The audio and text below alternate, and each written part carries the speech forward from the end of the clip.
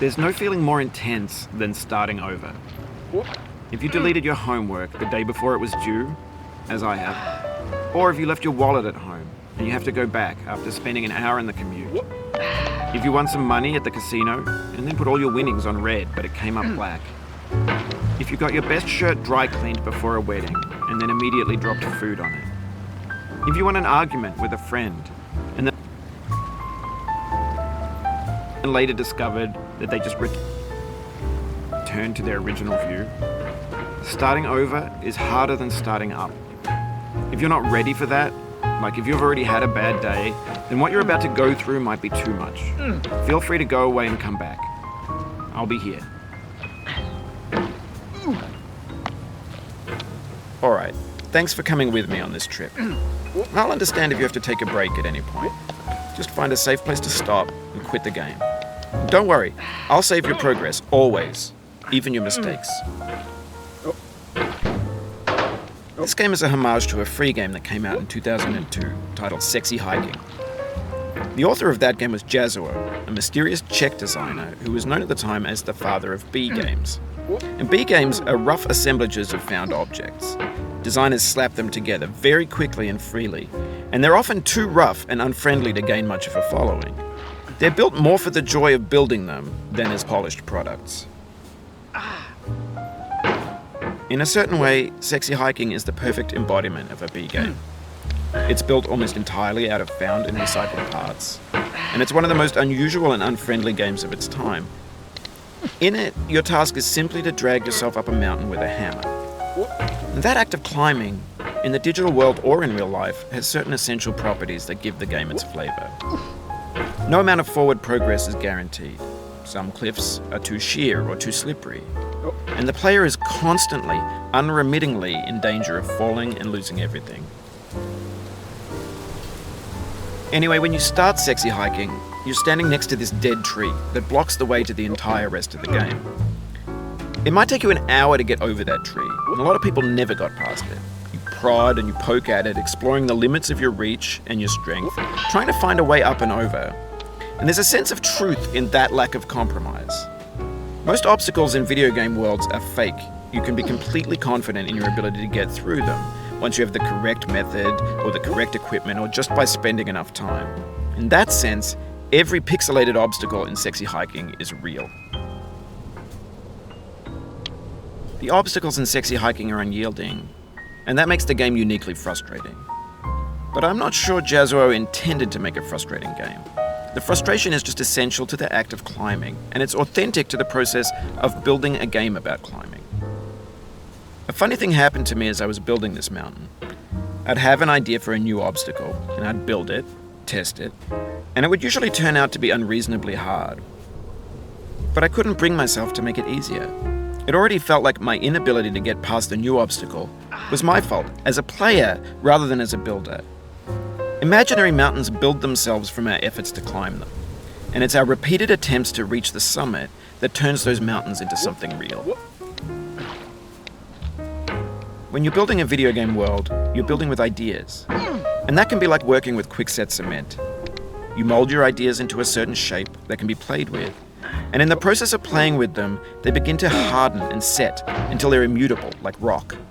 And at that point, you can't change the world. Not without breaking it into pieces and starting fresh with new ideas.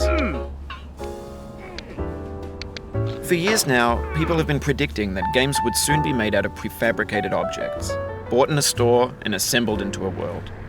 And for the most part, that hasn't happened, because the objects in the stores are trash. I don't mean they look bad or that they're badly made, although a lot of them are. I mean they're trash in the way that food becomes trash as soon as you put it in the sink. Things are made to be consumed and used in a certain context, and once the moment is gone, they transform into garbage. In the context of technology, those moments pass by in seconds. Over time, we've poured more and more refuse into this vast digital landfill that we call the internet. It now vastly outnumbers and outweighs the things that are fresh and untainted and unused. When everything around us is cultural trash, trash becomes the new medium, the lingua franca of the digital age. And you can build culture out of trash, but only trash culture. Be games, be movies, be music, be philosophy. Maybe this is what digital culture is. A monstrous mountain of trash, the ash heap of creativity's fountain. A landfill with everything we ever thought of in it. Grand, infinite, and unsorted. There's 3D models of breakfast, Gen X's fanfic novels, Scan magazines, green screen Shia LaBeouf, banned snuff scenes on LiveLeak. Facebook's got lifelike bots with unbranded adverts and candid shots of Kanye and Taylor Swift mashups, car crash epic failed GIFs, Russian dashcam vids, discussions of McRibs, discarded, forgotten, unrecycled, muddled, rotten, untitled. Everything's fresh for about 6 seconds, until some newer thing beckons and we hit refresh. And there's years of persevering, disappearing into the pile, out of style, out of sight. In this context, it's tempting to make friendly content that's gentle, that lets you churn through it but not earn it. Why make something demanding if it just gets piled up in the landfill, filed in with the bland things?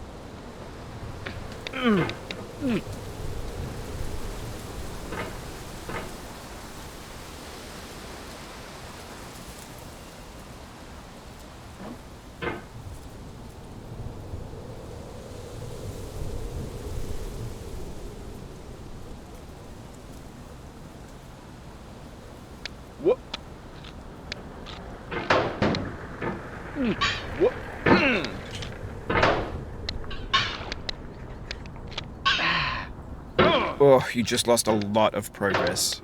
That's a deep frustration, a real punch in the gut.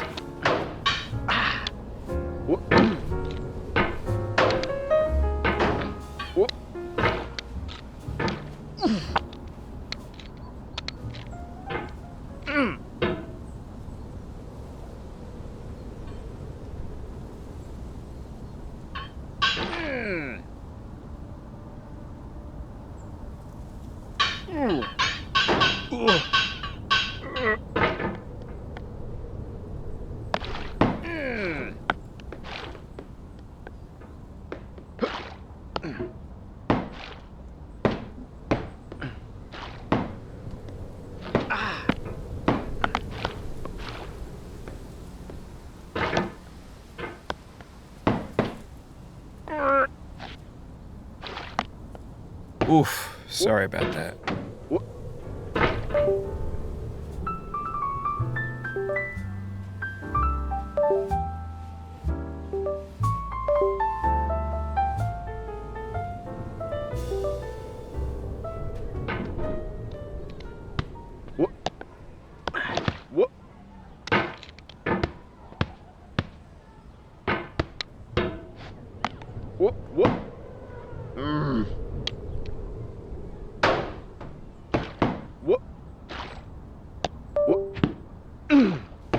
Oh, it happened again.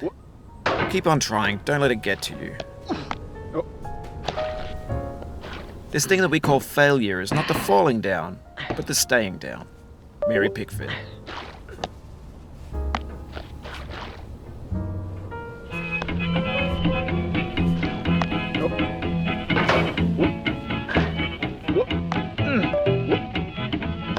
Get nasty over, boy.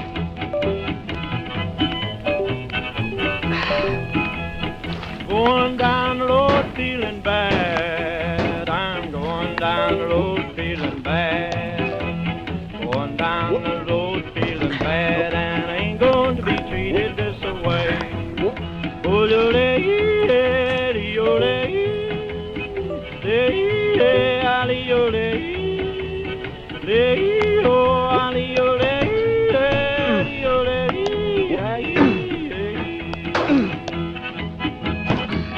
play them blues up, boy, friend.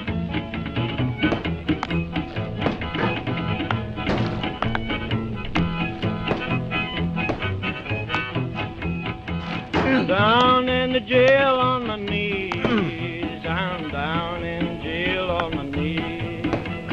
Down in jail on my knees, and I ain't going to be treated this way. They feed me on cornbread and cheese. They feed me on cornbread and cheese.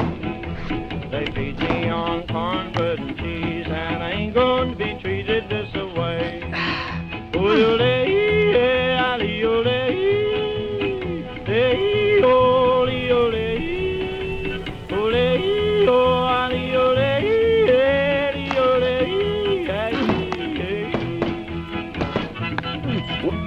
Let's go to town, boys. Hey, buddy. Oh, no, no.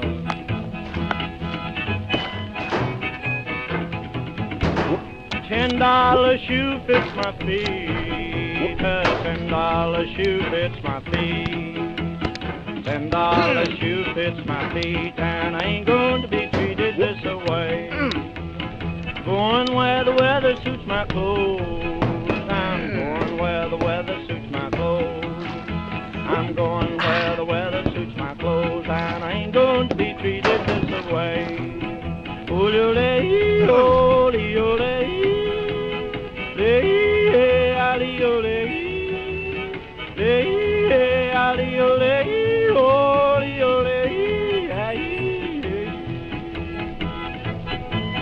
Turn down, boy, turn down.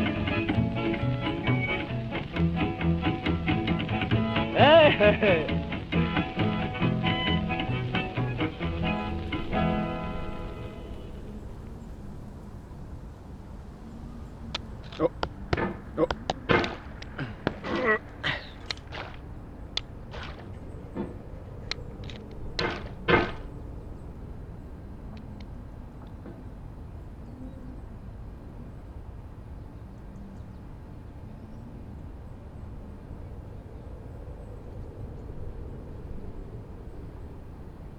When games were new, they wanted a lot from you. Daunting you, taunting you, resetting and delaying you. Players played stoically. Now everyone's turned off by that. They want to burn through it quickly, a quick fix for the fickle, some tricks for the clicks of the feckless. But that's not you, you're an acrobat. You could swallow a baseball bat. Now I know, most likely you're watching this on YouTube or Twitch, while some dude with 10 million views does it for you, like a baby bird being fed chewed up food. That's culture too. Oh, no.